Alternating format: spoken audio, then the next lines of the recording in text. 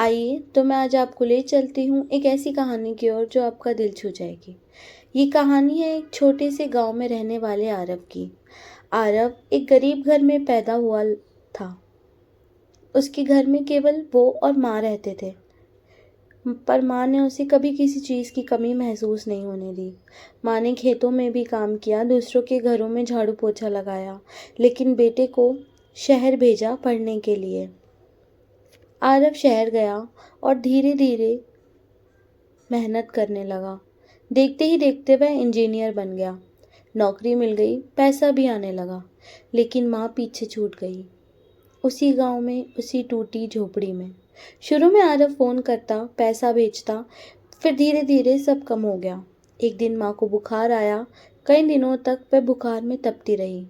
गांव के डॉक्टर ने कहा, शहर ले जाओ वरना देर हो जाएगी। लेकिन कोई नहीं था जो माँ को शहर ले जाता। माँ ने कांपते हुए हाथों से आरव को एक चिट्ठी लिखी। उसमें लिखा, बेटा तू जहाँ भी है खुश रह।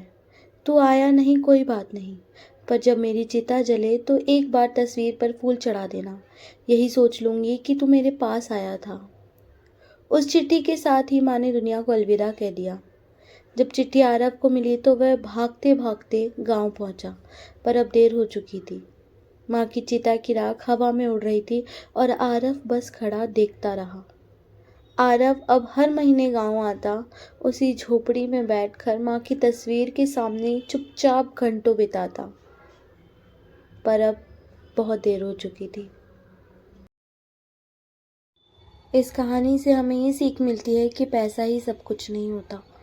कभी कभी पैसों से बढ़कर भी हमारे लिए कुछ चीज़ें होती हैं जिन्हें हमें नज़रअंदाज नहीं करना चाहिए और